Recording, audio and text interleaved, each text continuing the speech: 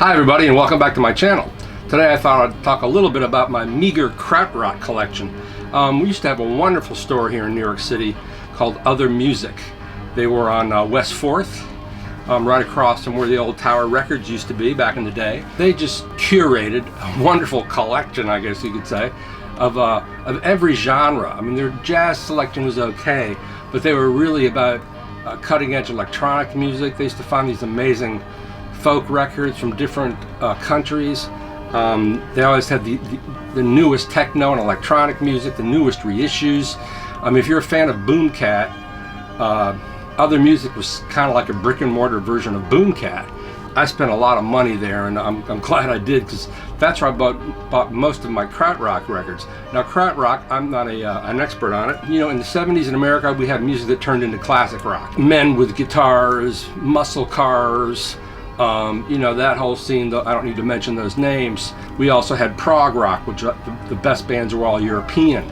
But in Germany, they had an entirely different scene that, from what I've read, and I have a copy of Julian Cope's Krautrock Sampler, which is the definitive history of that music. He goes line by line, you know, record by record by record, and explains the record and the roots of the music and the great bands such as Kraftwerk and Amon Düül and Cluster and Can, and that music sounds unlike any prog rock. Occasionally there's a bleed through. I also believe that and this is just my theory, that Krautrock is really the beginning of electronic music.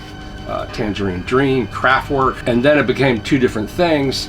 And electronic music, as in, you know, dance music, electronic music continues to this day, as were Krautrock. There aren't really any Krautrock bands anymore. I could be wrong, of course. I mean, we still have Hawkwind, which is sort of out of that same movement.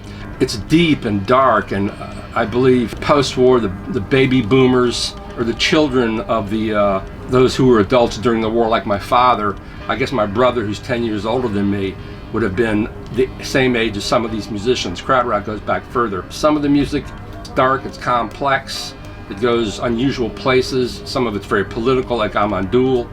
I believe some members of Amon Düül went out and later joined the Red Army faction. So the music has this darkness. I think a lot of it is the children of the era of the Nazis, and so they were responding to this. I believe this is what Julian Cope says. But I love the music. It just goes somewhere that no other music goes. Some of it's very rock and roll oriented, some of it is very synth oriented, some of it is rock musicians imitating synths such as Neu, N-E-U, and the motoric beats of Neu. It's definitely spellbinding. So let me just run through the few that I have. Soul Jazz did a fantastic 4 LP compilation, 2 LPs in each unit. Deutsche Elektronische Musik, experimental German rock and electronic music, 1972 to 1983.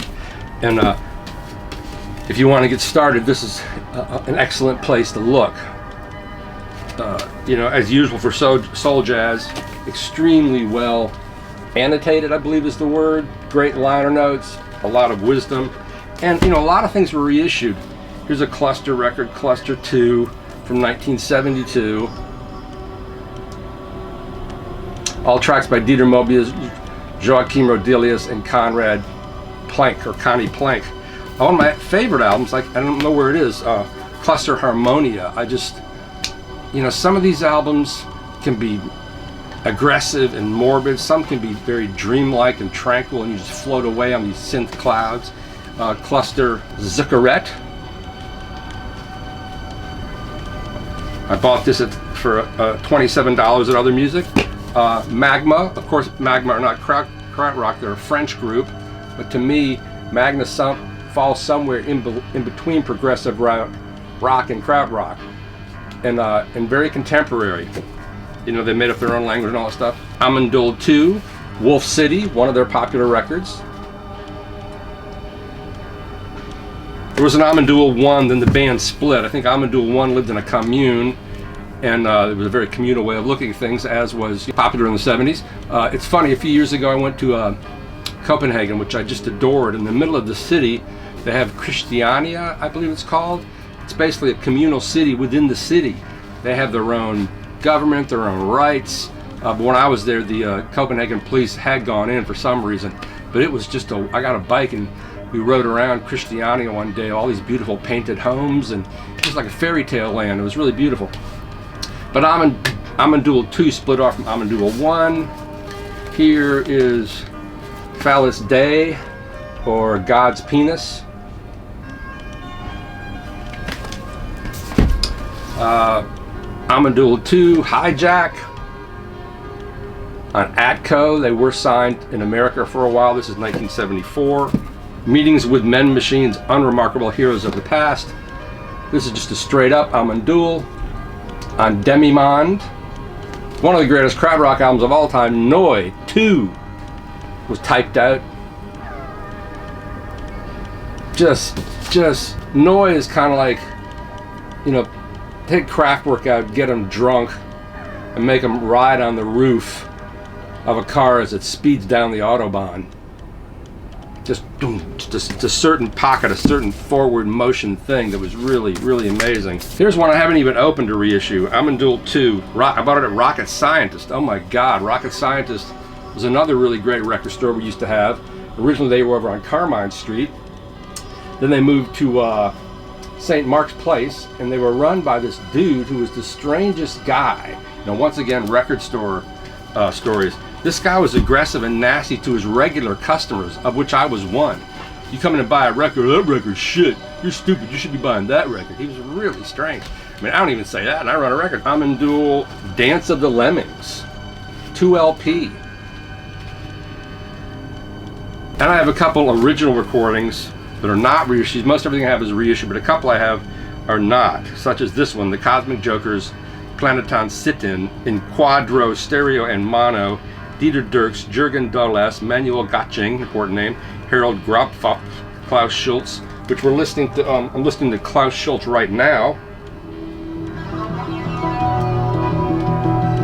from his Stuntman record, I believe it's right, and a really cool Dayglow op art 70s cover.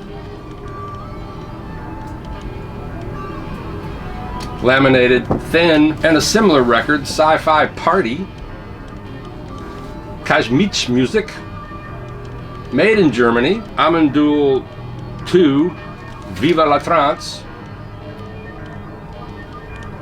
and a pretty cool back cover there. Guru, Hinton, on EFA, Think Progressive, that's what it says back here. And on the back there we have someone's nice, rotund, hairy butt. Oh, this might be in a red, just on Vertigo, Kraftwerk Autobahn. I have more Can records, but I can't find them, but here is Can Opener. They were on Sunset, which was essentially Liberty, which is kind of bizarre when you think about it. One of my absolute favorite records to use for evaluating hi-fi. Kling Klang Product 2003, Kraftwerk Tour de France. I understand there's a Tour de France where it says soundtracks here that is even better than this. They added more low end. But the main track is just, it's undescribable almost. It is really the sound of being one of these bikers on the Tour de France. Perhaps you're a robot and you're going through the hills and changing your frequencies, and it's really just an amazing recording for low end, for imaging, for soundstage width and depth, and beautiful tonality, even though it's all synthesized. Anyway, that's a brief look at my Krautrock collection. I have more, and as I'll find them.